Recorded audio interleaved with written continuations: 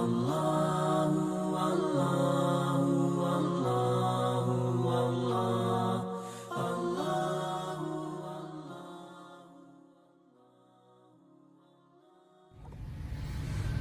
Bismillahirrahmanirrahim. Assalamualaikum warahmatullahi wabarakatuh. Alhamdulillahirabbil alamin wassalatu wassalamu ala sayyidina Muhammadin wa ala alihi wa sahbihi ajma'in. Qala rabbi shrah li sadri wa yassir li amri wahlul 'uqdatam min lisani yafqahu qawli.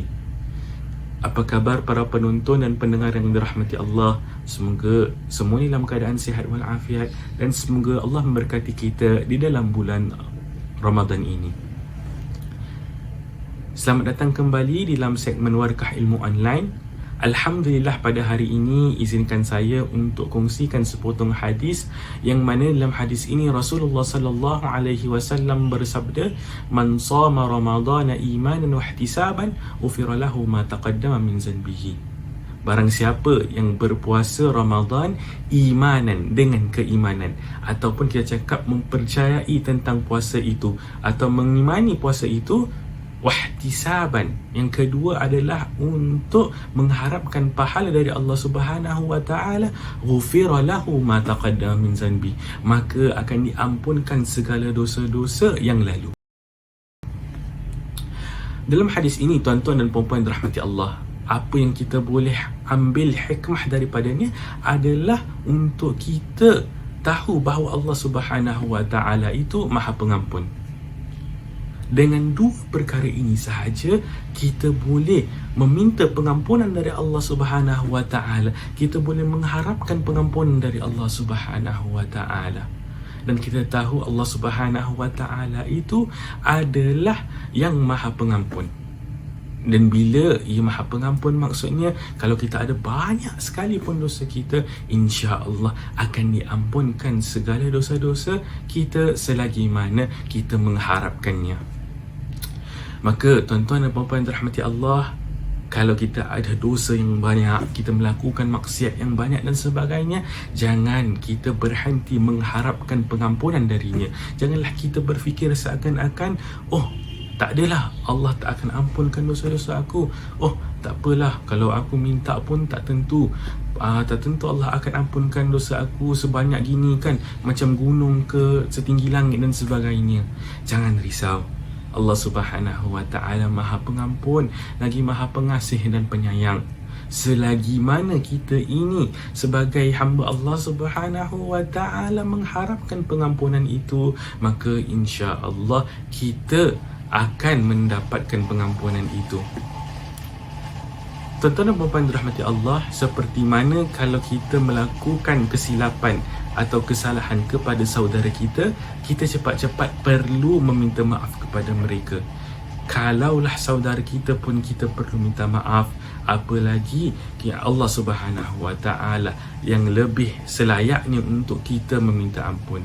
Kerana kita ini, tuan-tuan dan puan-puan dirahmati Allah, adalah hamba yang sangat lemah, yang memerlukan kepadanya. Tanpanya kita tidak akan ada di dalam dunia ini. Tanpanya kita tidak boleh amalkan apa yang kita nak dalam dunia ini. Maka selagi mana kita dihidup dalam dunia ini, sama-samalah kita tingkatkan amalan kita, raihkan untuk mendapatkan pahala Allah Subhanahu wa taala, melakukan apa yang disuruh dan menjauhkan apa yang dilarang. Sebab itulah, sebagai seorang hamba Allah Subhanahu wa taala, bila kita melaksanakan dosa, cepat-cepat kita meminta ampun kepada Allah Subhanahu wa taala. Jika kita melaksanakan dosa yang kecil, maka apa yang kita perlu lakukan? Banyakkanlah beristighfar kepada Allah Subhanahu wa taala. Astaghfirullahalazim wa atubu ilaih. Banyakkan istighfar. Kenapa? Kerana Rasul sallallahu alaihi wasallam di dalam maksud hadisnya bahawa Rasul sallallahu alaihi wasallam sendiri beristighfar kepada Allah Subhanahu wa taala sebanyak 70 kali satu hari. Maksudnya apa? Rasul sallallahu alaihi wasallam yang mana kita tahu tidak ada dosa, yang mana kita tahu adalah makhluk yang dicintai oleh Allah Subhanahu wa taala, tetap beristighfar kepada Allah Subhanahu wa taala untuk menunjukkan syukurnya kepada Allah Subhanahu wa taala.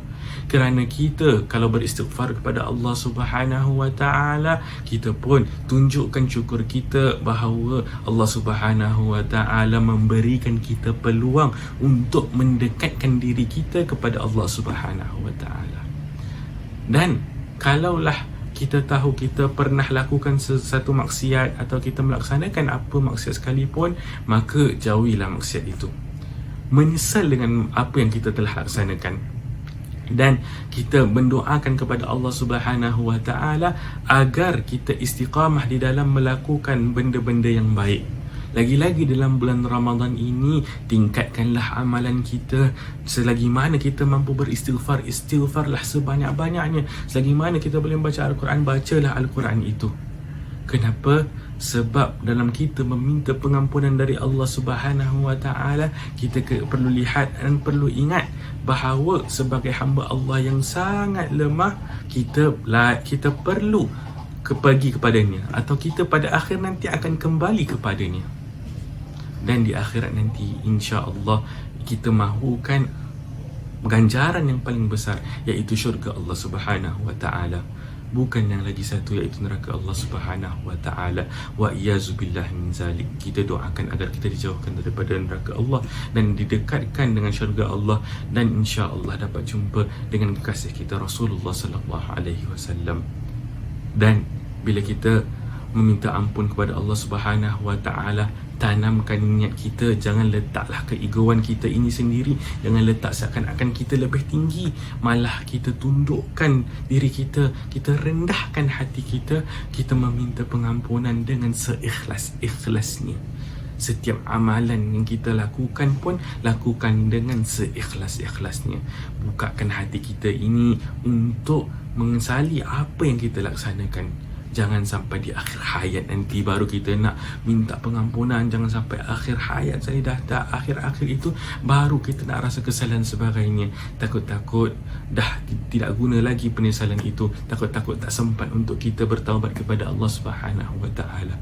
Maka tuan-tuan dan puan-puan dirahmati Allah, di dalam bulan yang mulia ini banyakkanlah kita meminta atau kita mengharapkan pengampunan dari Allah Subhanahu wa taala.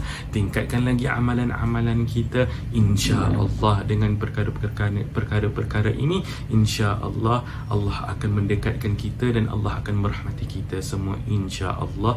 Amin ya rabbal alamin. InsyaAllah jumpa lagi pada minggu hadapan di dalam segmen Warkah Ilmu Online.